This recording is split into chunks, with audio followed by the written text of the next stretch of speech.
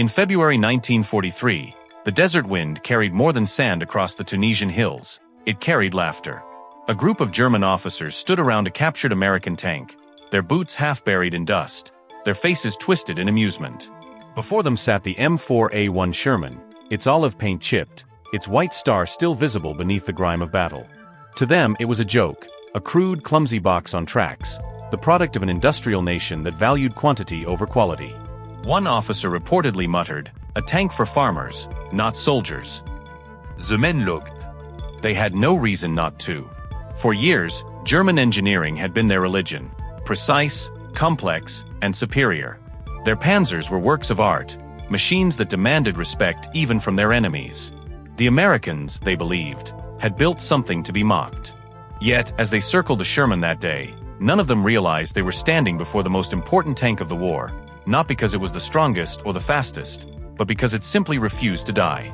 That same tank, nicknamed War Daddy 2, had just endured days of pursuit, shellfire, and blistering heat, and survived. Soon, it would be driven across hundreds of kilometers of desert under German control, without a single breakdown. And when it reached Germany, the laughter would fade. For at Kummersdorf, the Reich's most secret proving ground, these same engineers who mocked the Sherman would come face to face with a truth their pride could barely endure. The tank they dismissed as inferior was, in fact, the machine that would define the future of armored warfare. The joke, they would soon learn, was on them. The story began amid the chaos of the North African campaign, February 1943, near the dusty ridges of Sidi Bou Zid. The Allied push into Tunisia was faltering. American troops, still green to the war, faced the hardened veterans of Rommel's Afrika Korps. Their Sherman tanks, newly arrived from American factories, rolled confidently into battle, unaware that the desert was about to turn into a graveyard of steel. When the German counterattack struck, it was swift and surgical. Panzers emerged from the dust like predators, cutting into the American lines with terrifying precision. Communications broke down, coordination crumbled, and one by one, the Shermans were outflanked, disabled, or abandoned. Among them was one tank that refused to die, an M4A1 that fought until its last shell was spent. When its crew finally bailed out, the machine remained largely intact, its engine still humming faintly in the desert heat. German recovery teams found it days later. They were surprised, not because it was American, but because it still worked. The transmission engaged smoothly, the tracks held firm, and the engine, after clearing some sand from the intake, roared back to life with startling ease. To German mechanics used to coaxing their panzers into motion like temperamental race cars, it felt almost casual. Word spread quickly through the ranks. The captured Sherman was no ordinary wreck, it was a prize. It bore the serial number USA 3067641 and the nickname War Daddy 2. Orders were immediate. The vehicle was to be delivered to higher command, intact. And so began one of the strangest journeys of the war, a captured American tank, driven by German soldiers, making its way across 350 kilometers of desert toward the port city of Sfax. Under the black cross hastily painted over its star, War Daddy 2 rumbled faithfully forward, a silent messenger of industrial might, carrying within it a secret that the Reich's engineers were about to uncover. What they found would not only challenge their pride, but redefine their understanding of modern warfare itself. For the first time, the Germans were about to study a machine that didn't win by brilliance, but by reliability. The journey across Tunisia was supposed to be short, a simple transfer of a captured trophy to the German rear. But for the men assigned to drive War Daddy 2, it became an education. From the oasis of Sidi Bou Zid to the port of Sfax, the Sherman tank covered more than 350 kilometers of punishing terrain, across heat-shimmering plains, soft dunes, and rocky escarpments that strained even supply trucks. Yet the tank never faltered. The Germans expected it to stall, to overheat, to collapse under its own weight like so many of their own panzers had in the desert. Instead, it pushed on, hour after hour, its Continental R975 engine humming like a tractor that refused to quit. Each morning, when they checked the oil, the levels were steady. When they cleaned the filters, the mechanics found barely a trace of sand. By the time the convoy neared Sfax, the men had stopped calling it a clumsy machine. They called it Der Esel, the mule. It wasn't elegant, but it would not stop. A young German mechanic, Corporal Heinz Müller, later recalled that the tank's behavior on the march made us feel small. He wrote in his diary that the American engine seemed built to be abused, unlike the precision-tuned Maybachs inside German armor that demanded constant pampering. The Sherman seemed to welcome punishment. It tolerated neglect. It was, Muller wrote, as if the Americans had made a tank for war, and we had made tanks for parades. When War Daddy 2 finally rolled into Sfax, dusty but still alive, officers gathered to inspect it. What they saw impressed them. The gear teeth showed minimal wear. The suspension arms were intact. Even the rubber track pads, which they assumed would crumble under the African sun, were still serviceable. The report from Sfax concluded with a single understated line: vehicle remains fully operational after prolonged movement in extreme heat. Recommend immediate shipment to Kummersdorf for full evaluation. That recommendation would set in motion one of the most revealing mechanical investigations of the war. For the German engineers waiting at Kummersdorf, the arrival of this American tank was an opportunity to prove their superiority once and for all. They just didn't know it was about to prove them wrong. By late March 1943, the Desert Wind carried new orders. The captured American tank was to be shipped north, not as a battlefield curiosity, but as a mechanical specimen. German High Command wanted to know how the Americans had built a tank so quickly, so cheaply, and yet so durable. The war in Africa was turning grim, and even in the ranks of the Wehrmacht, whispers of Allied production superiority were spreading. The captured Sherman, now repainted with a black iron cross and German identification number, WH058941, was to be the answer. From the Tunisian coast, War Daddy 2 was loaded onto a cargo vessel bound for Italy, then onto rail cars snaking their way through occupied Europe. It passed through Naples, Munich, and finally Brandenburg, destination Kummersdorf, the heart of Germany's secret military testing network. Few tanks ever made such a journey. Each transfer required fuel, guards, and careful documentation. But this one had the Führer's personal interest. Word had reached Hitler's staff that his engineers would soon examine the American mass production tank to understand what made it so unstoppable. When the train finally arrived, it was met not by soldiers, but by engineers, men in gray coats with notebooks and cameras, the elite of Germany's armaments industry. They circled the Sherman with a kind of uneasy fascination. It looked unlike anything they built. The welds were rough, the fittings simple, the armor cast in large curved sections instead of the sharp, angular plates typical of German craftsmanship. To some, it looked primitive. To others, brutally efficient. One engineer, Dr. Wilhelm Hartmann, reportedly remarked, "They waste nothing, not even time." Another replied dryly, "They build for soldiers. We build for engineers." At that moment, the contrast between two industrial worlds stood face to face. On one side, Germany's obsession with mechanical perfection, precision, and artistry. On the other, America's faith in simplicity, interchangeability, and sheer numbers. Unbeknownst to those men standing in the cold yard at Kummersdorf, the very machine they were about to dissect would quietly expose the Achilles heel of the German war effort. And when the first tests began, admiration slowly replaced mockery. The train bearing War Daddy 2 arrived at Kummersdorf in early April 1943. The air was cold, damp, and heavy with the scent of oil and exhaust, the unmistakable perfume of Germany's war laboratories. Kummersdorf was no ordinary proving ground. Hidden deep in the forests south of Berlin, it was a place where engineers, not soldiers, fought their battles. Here, every captured weapon was stripped, measured, and tested until its secrets were laid bare.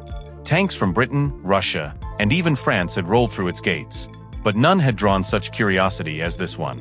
As the Sherman was unloaded from the rail car, technicians watched intently. The machine looked oddly alive, as if the journey hadn't tired it. One officer noted in his report, the American tank arrived fully serviceable. Engine started immediately upon inspection. That line, so matter-of-fact, carried a quiet shock. German tanks, even brand new, often needed delicate adjustment before running smoothly.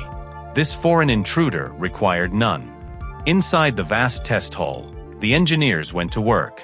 They photographed every bolt, traced the layout of the transmission, and marveled at the compact engine bay. The Americans had managed to fit a 9-cylinder radial aircraft engine, the Continental R975, into a tank hull, and it worked flawlessly. It was a feat of practical ingenuity that seemed to defy the overcomplicated German approach. When they compared the Sherman's components to their own Panther prototypes, the differences were humbling. The Panther's gearbox was a masterpiece of precision, but required near-perfect machining and constant maintenance.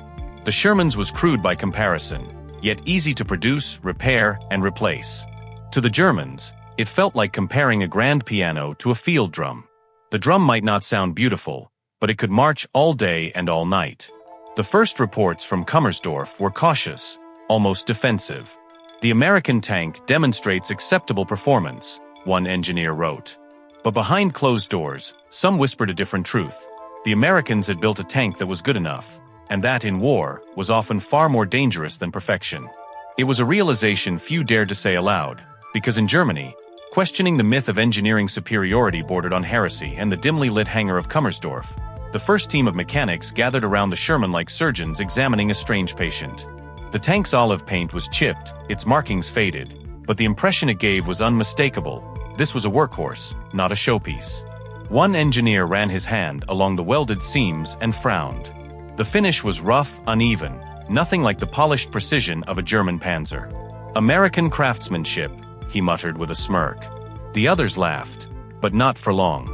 Because when they opened the engine compartment, their laughter faded into silence.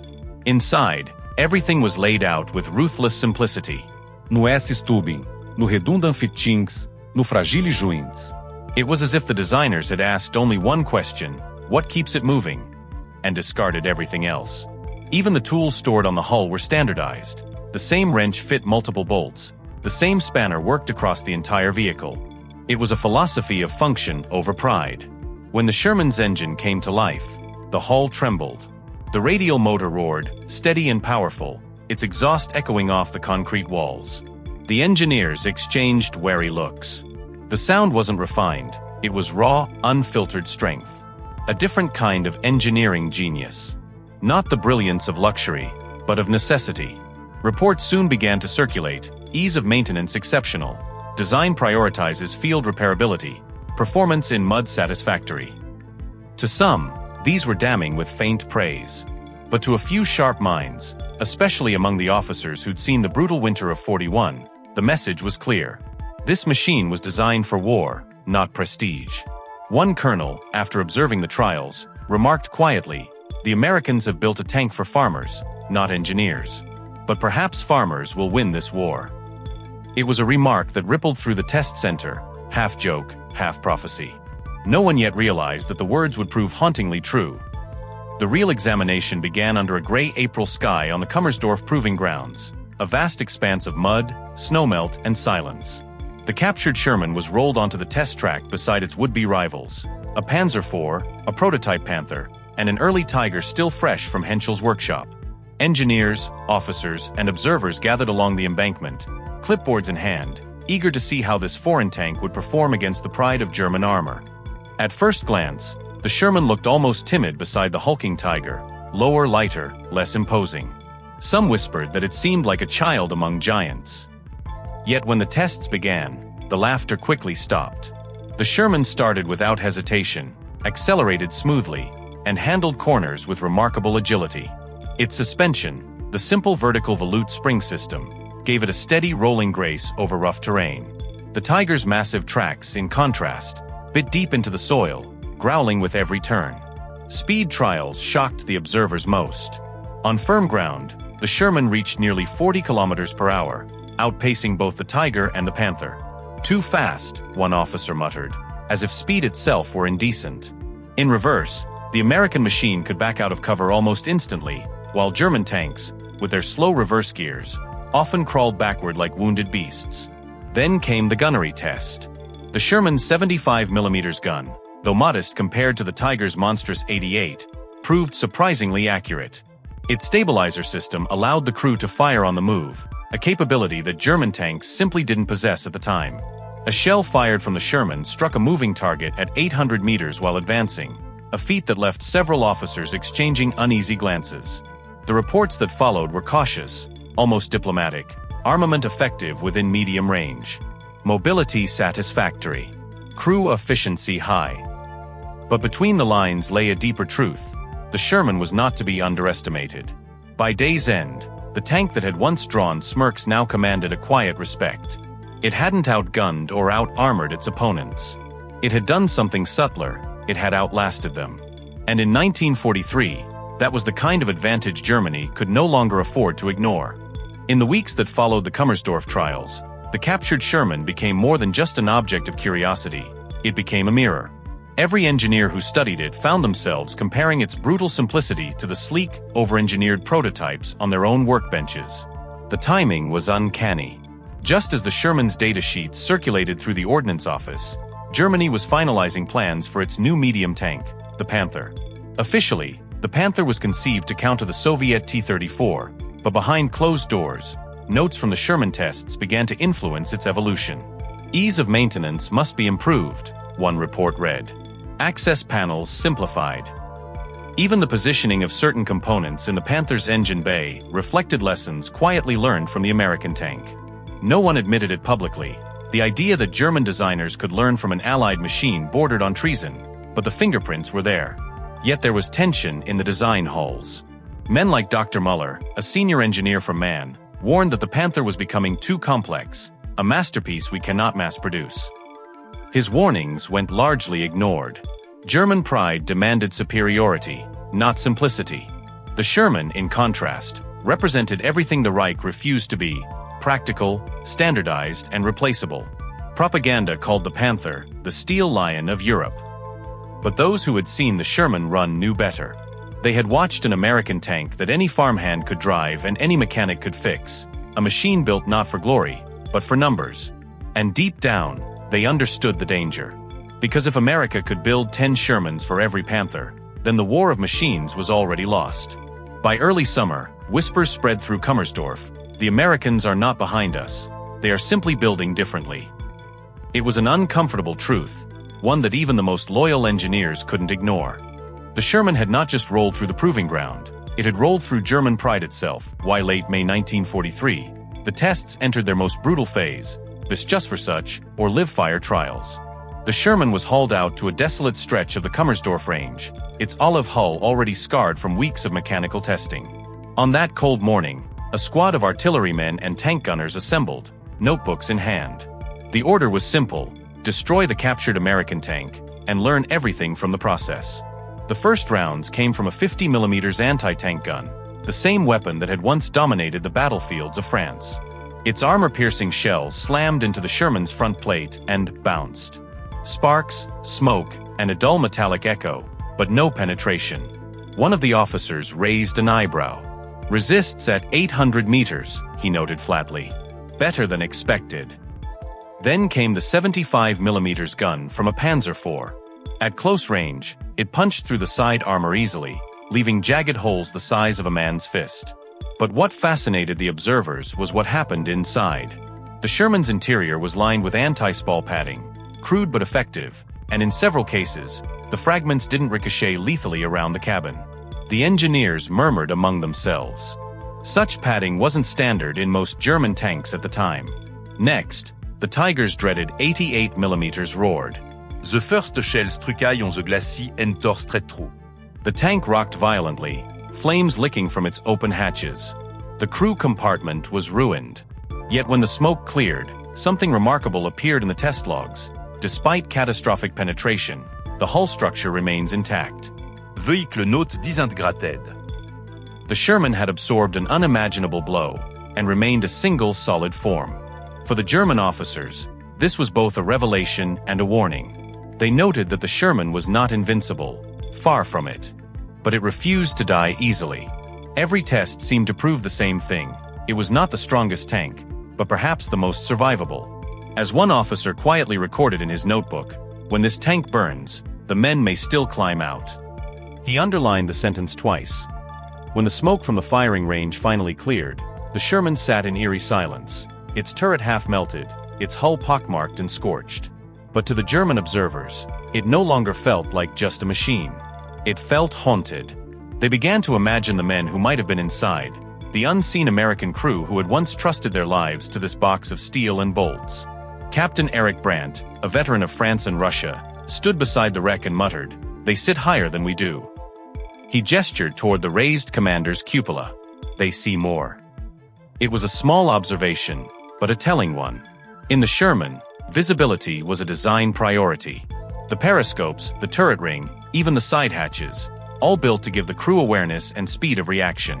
In contrast, German tanks often felt like coffins. Vision slits narrow, space cramped, escape routes few. Inside the burned-out hull, engineers found the remnants of personal fittings, small brackets for rations, water cans, even a crude heating pipe near the floor. It was clear the designers had thought about the crew's comfort, about living inside the tank, not just fighting in it. To men hardened by the Eastern Front, where frostbite and fuel fumes claimed as many as bullets, this practicality struck a nerve. During debrief, one mechanic quietly said, "They build for men. We build for machines." The room fell silent. In that single sentence lay the heart of the contrast between the two war efforts. For years, German engineering had chased perfection, precision gears, immaculate armor, optical brilliance. The Americans had pursued something different: reliability, endurance, and the survival of the man behind the gun. The Kummersdorf tests had begun as an effort to expose the Sherman's weaknesses. Instead, they exposed something the Germans had forgotten: the human factor. And as the officers packed their notebooks that evening, many carried away an uneasy thought: if America treated every crewman like this, what kind of army were they building? Weeks after the Kummersdorf trials, the reports reached Berlin. The findings were clear, almost unsettling in their simplicity. The American tank was not superior, but it didn't need to be. It was sufficient. That single word carried a quiet dread through the corridors of the Waffenamt. Because sufficiency, multiplied by thousands, could crush perfection every time. Production data arriving from Allied intelligence only deepened that dread. While Germany's factories were struggling to build 250 Panthers a month, American plants were turning out over 1,000 Shermans, and that number was climbing. The Americans were building tanks the way they built automobiles: in lines, in rhythm, in endless repetition. A German Panther might take 150,000 man-hours to complete. A Sherman required less than half of that. To men who had spent their careers worshipping the art of machinery, this was blasphemy. The idea that a good enough tank, built by unskilled hands, could overwhelm the finest designs of German engineering, it was almost unthinkable. But the figures didn't lie. And for once, even the most arrogant officers couldn't hide behind pride. One internal memo from mid-1943 phrased it brutally: the enemy's strength lies not in his machines, but in his method. The Americans had turned war into an industry, an assembly line of destruction. At Kummersdorf, engineers began conducting rapid repair tests on the captured Sherman. They deliberately damaged parts, then timed how long it took to make the tank operational again. Results shocked them. A track could be replaced in under an hour, an engine change in a day. The Panther required a workshop. The Sherman needed only a wrench and willpower. Captain Brandt watched one of those demonstrations and said quietly, almost to himself, "They can lose 10 and still advance. We lose one, and we halt." In that remark lay the grim arithmetic of modern war. Germany's genius had produced marvels, but America's pragmatism had produced momentum. And momentum, not brilliance, wins wars. Be why the summer of 1943, whispers from Kummersdorf had reached the front lines, carried by officers, engineers, and rumor alike. Many dismissed them as exaggerations. The American tank, veterans sneered. À Coffin Will. But those who had seen it up close, those who had read the quiet reports stamped Geheime Kommandosake, top secret, knew better. They understood what was coming. The first real encounters came in North Africa, then in Sicily. Reports from Panzer Division spoke of a new flood of American armor, medium tanks advancing in disciplined formation, supported by aircraft and artillery in perfect coordination. These weren't random assaults, they were mechanized orchestras. Each Sherman moved with a purpose, covered by another, repaired overnight, returned to battle by dawn. Veterans of the Africa Corps wrote bitterly, "They burn, yes, but they always return." For every Sherman knocked out, another seemed to appear on the horizon, and sometimes two. The Germans began to realize what Kummersdorf had hinted. The true power of the Sherman was not in any single duel, but in its persistence. By late 1943, this reality had reached even the Eastern Front. Units near the Dnieper reported the presence of American-built tanks under Soviet command, the Lend-Lease Shermans. One commander, incredulous, wrote, "The enemy drives American machines and fights without pause." To the weary panzer crews who faced both Soviet T-34s and imported Shermans, it felt as though the world itself was arming against them. In Berlin, a quiet panic grew. The Panther was still plagued with mechanical failures. The Tiger, though powerful, consumed fuel faster than Germany could supply it. Meanwhile, Allied factories ran day and night, their tanks rolling out like clockwork, painted, tested, and shipped before a single German unit could even replace its losses. By autumn, the illusion of German armored superiority was cracking. The Sherman wasn't feared for its strength. It was feared for its numbers, and the chilling knowledge that somewhere, thousands more were already on the way. The engineers at Kummersdorf had warned them. Now the front lines were learning the same lesson the hard way. By early 1944, the Sherman had become more than a machine. It was a symbol, a moving shadow that haunted German crews long before it appeared on the horizon. Tank commanders began speaking of it the way sailors once spoke of storms: inevitable, endless, and impossible to stop. When German reconnaissance spotted columns of Shermans crawling across the countryside, the first reaction was no longer tactical, it was psychological.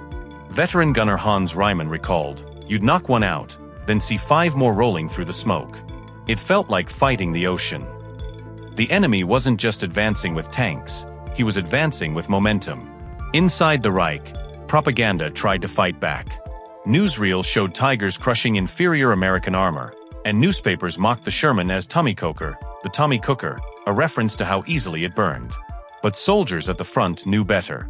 They saw those same cookers return the next week, newly crude, freshly fueled, as if the Allies had endless replacements waiting just beyond the clouds.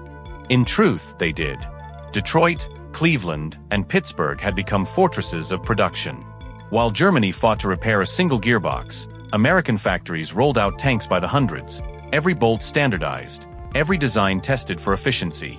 It was not war as Germany understood it, it was industrial warfare. And this new kind of war began to crush morale faster than any shell. German tankers who once believed themselves the elite now fought a battle of exhaustion. Even the Tiger's mighty 88mm gun couldn't silence the creeping dread that they were fighting an enemy who never truly lost. Letters intercepted from the front revealed an unsettling tone. "They fight like machines," one Panzer crewman wrote. "Not because they are brave, but because their machines never stop." For the first time since 1940, the myth of German invincibility was cracking, not under the weight of defeat, but under the realization that perfection had been outnumbered. And from that moment on, every Sherman that appeared through the smoke carried more than armor. It carried inevitability. Dawn on June 6, 1944, the nightmare that German engineers at Kummersdorf had once predicted finally came true. Across the beaches of Normandy, the sea itself seemed to give birth to machines.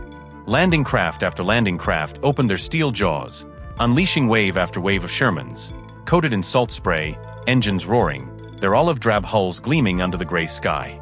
From the cliffs, German observers stared in disbelief.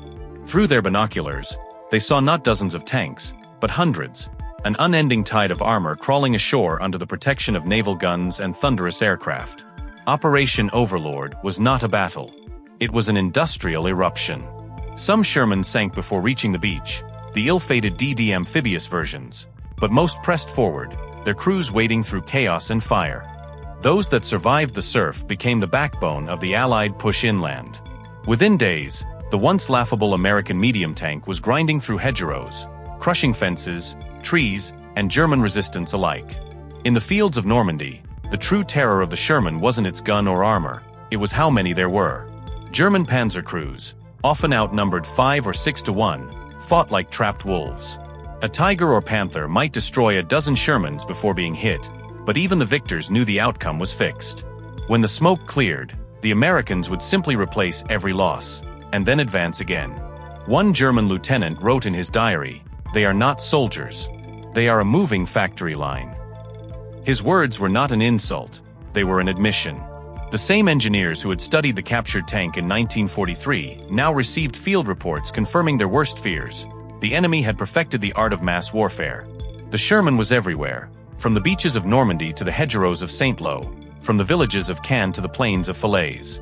And every time a panzer crew sighted one through their scope, they knew another waited just beyond the next hill. The flood had arrived, and this time, no amount of German genius could hold it back. De Normandy's hedgerows were supposed to be Germany's ally. Ancient walls of earth and tangled roots, rising taller than a man and thicker than concrete. To the Wehrmacht, they offered perfect defense, narrow lanes, hidden ambush points, and endless traps for the lumbering Shermans. When the first American tanks tried to push through, they found themselves exposed, their high noses lifting over the banks before the enemy's guns. Within seconds, armor-piercing shells from concealed Panthers and Pak-40s would punch through their bellies. In those early days, it was carnage. German crews called it Die Igel Zone, the Hedgehog Zone. Dozens of Shermans burned in the bocage, their black smoke mixing with the scent of gunpowder and wildflowers. It was a cruel contrast, paradise and inferno in one frame. But what happened next was the kind of quiet innovation that defined the American war effort. In the fields outside St. Lo, a sergeant named Curtis Cullen, a mechanic from New Jersey, looked at the twisted iron obstacles on the beaches and had an idea. His men welded them onto the front of their Shermans, forming crude steel prongs. Within days, the Rhino tanks were born. The next assault stunned the Germans. Instead of rearing up helplessly against the hedgerows, the modified Shermans charged straight through them, slicing the earth like plows, bursting into ambush zones with guns blazing. The trap had turned inside out. Reports flooded back to headquarters. One German officer noted bitterly, "They learn faster than we can kill." For the Americans, the hedgerow breakthrough wasn't just tactical, it was symbolic. It proved that adaptability, not perfection, wins wars. Every field mechanic became an inventor, every damaged tank a lesson. Within weeks, the once deadly bocage had become a graveyard, not for Shermans, but for the defenders who thought them predictable.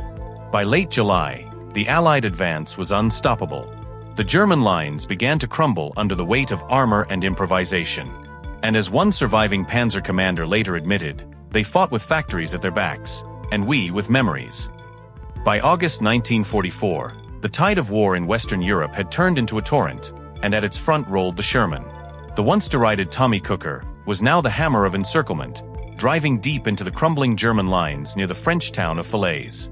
What began as a desperate German retreat soon became a slaughterhouse. The Allied plan was simple but merciless: close the pocket, trap the German 7th Army, and destroy it before it could escape across the Seine. The Shermans of the U.S. 1st and Canadian armies led the advance, grinding through shattered villages and smoke-choked fields. Their tracks chewed up roads slick with oil and blood. The air above was thick with the roar of typhoons and thunderbolts, the sky itself joining the hunt. German commanders begged for permission to retreat earlier, but Hitler's orders were absolute: hold your ground. And so they did, until the ground itself began to collapse beneath them. Columns of panzers tried to break out through narrow lanes, only to find Shermans waiting on the other side, their 75mm guns flashing in the dust. For the first time, German crews were outmaneuvered not by superior tactics, but by sheer presence. Wherever they turned, there were more Shermans, always moving, always advancing. One survivor described it bitterly: "We destroyed 10, and then there were 20. The Falaise pocket became a vision of apocalypse. Burned-out Tigers and Panthers lay twisted alongside horse carts and trucks. The stench of fuel, flesh, and defeat hung in the August heat. Over 50,000 German soldiers were killed or captured. The armored spearhead of the Wehrmacht was shattered. From a command post overlooking the valley, an American officer looked at the devastation below and said quietly, "This is what production looks like." And for the engineers back in Germany, the meaning was clear. All their precision, all their brilliance, had been buried under an avalanche of pragmatism. The trap at Falaise did more than end a battle. It marked the end of German hope in the West. From that moment, the question was no longer if they would lose, but how long they could delay it. By the autumn of 1944, the Sherman had crossed something no Allied tank had ever reached before: the German border itself. Behind it lay the wreckage of occupied Europe. Ahead, the dark heart of the Reich. The small, battered city of Aachen would become the first German city to fall, and the Shermans were leading the way. But the victory would not come easy. The Germans defended every street, every window, with the ferocity of men fighting for their homeland.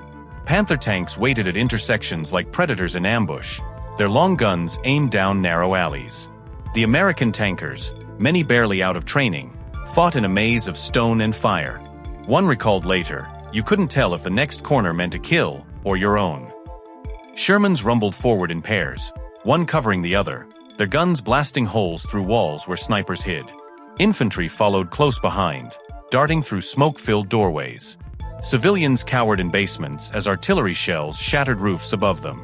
Every street turned into a battlefield measured in feet, not miles. For the first time, the Sherman wasn't just liberating, it was invading. And that changed everything.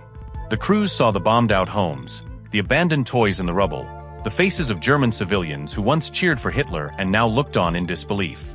When Aachen finally surrendered on October 21, 1944, the U.S. Army had paid dearly, but the message was unmistakable. The Reich was no longer untouchable. The war had come home. As one exhausted Sherman commander put it in his diary, "We started this war to free others. Now we fight inside the beast itself." The Shermans, dented and scarred from months of battle, pressed on eastward. Ahead lay the Siegfried Line, a wall of dragon's teeth and concrete bunkers. And behind that, Berlin. But before they could reach it, the Germans would strike back one last time, with a fury no one expected. December 1944. The Ardennes forest lay silent under a thick coat of snow, a cruel calm before the last great storm. American tank crews parked their Shermans along quiet roads, thinking the war was nearly over. Some even decorated their turrets with holly for Christmas. They didn't know that, just beyond the fog, 200,000 German soldiers and over 1,000 tanks were preparing to strike. Before dawn on December 16th, the woods erupted in fire. The German offensive, Hitler's last desperate gamble, smashed into the unsuspecting American lines. Tigers and panthers roared through the mist, crushing frozen trees beneath their treads. The Sherman crews were caught in chaos. Radios crackled with panic. Visibility dropped to yards. The enemy was everywhere, and invisible. At Saint-Vith, at Bastogne, and across the Ardennes, the Shermans fought back against impossible odds. Outgunned and freezing, crews used every trick they'd learned since Normandy, flanking through the woods, calling in artillery, hiding their tanks under snow-covered camo nets. One gunner recalled, "You could hear them before you saw them, the rumble like thunder in the fog." The German tanks were deadlier, but the Shermans were relentless. They moved faster, repaired quicker, replaced sooner. When one was lost, another took its place. By January, the German advance had stalled. Fuel ran out, men froze, and the Tigers, mighty but starving, became steel tombs on the roadside. In the end, the Ardennes broke the back of the Wehrmacht. It was their last great swing, and they missed. The Americans lost thousands of men and hundreds of Shermans, but the line held. The enemy's dream of splitting the Allied front vanished in the snowdrifts of Belgium. One veteran summed it up decades later: the bulge wasn't about winning. It was about refusing to lose. When the blizzards cleared, the Shermans rolled east again, scarred, blackened, and unbreakable. Germany's defeat was now only a matter of time. By March 1945, the Allies stood at the Rhine, the last great natural barrier to the heart of Germany. For months, it had loomed in every soldier's mind like a wall between war and peace. Across its cold waters lay the shattered remains of Hitler's empire. But first, they had to cross it, under fire, under the gaze of a desperate enemy who refused to yield. The Shermans lined the western banks, their engines growling in the mist. Every bridge had been blown by retreating German engineers, every crossing covered by anti-tank guns. Yet the Allies were relentless. At Remagen, to everyone's astonishment, an intact bridge was found, the Ludendorff Bridge. When the first Sherman rolled across its trembling steel span on March 7, 1945, even the veterans held their breath. German artillery rained down. The bridge shook violently, holes tore through its frame, and men clung to the railings as shells exploded around them. Still the Shermans crossed, one after another, their tracks sparking on the iron grating, their hulls blackened by smoke. Against all odds, they had broken into Germany itself. On s'accroche, the armored columns spread like wildfire. Villages that had never seen battle now echoed with the thunder of tank treads. Civilians waved white flags from windows, some with tears, others with disbelief. The once invincible Wehrmacht was collapsing from within. For the tankers, the sense of victory was mixed with exhaustion. They had seen too much, lost too many. "We weren't cheering," one recalled softly. "We just wanted to get home." But Berlin was still ahead, and orders were clear: keep advancing, no matter what. The Shermans pressed east, across fields scarred by war, toward the final chapter. The Rhine had been crossed. The Reich was bleeding. And every mile forward brought them closer to both triumph and tragedy. By April 1945, The world was burning its last embers of war. Berlin was encircled, the once proud Reich reduced to rubble and whispers. The Soviets closed in from the east, while to the west, the Shermans rolled through towns that now offered no resistance, only surrender. The great armored duels were over. What remained were ghosts, ruins, and the long road home. In the final days, the Sherman crews moved cautiously through villages where the fighting had simply stopped. German soldiers, some barely teenagers, laid down their rifles in silence. Civilians emerged from cellars, hollow-eyed and trembling. One American gunner remembered, "It didn't feel like victory. It felt like the end of the world." On May 8, 1945, V-Day, the guns finally fell silent. Across Europe, church bells rang for the first time in years. In tank units from Normandy to the Rhine, men climbed down from their Shermans, placed a hand on the steel that had carried them through hell, and wept. The Sherman had been mocked, doubted, even cursed, yet it had endured. It wasn't the fastest, the strongest, or the most glamorous machine of war, but it was reliable, adaptable, and unyielding, much like the men who drove it. In the years that followed, the Sherman became a symbol not of power, but of perseverance. It fought again in Korea, in the Middle East, and in the memories of every soldier who survived inside its steel shell. One veteran said it best, "The Germans built tanks for generals. We built tanks for soldiers." As the last Shermans were retired, many found homes in museums, their olive paint faded, their guns silent. Yet when sunlight catches their hulls just right, it's as if you can still hear the faint rumble of engines, and the promise that no matter how dark the times, courage and endurance can still turn the tide of history.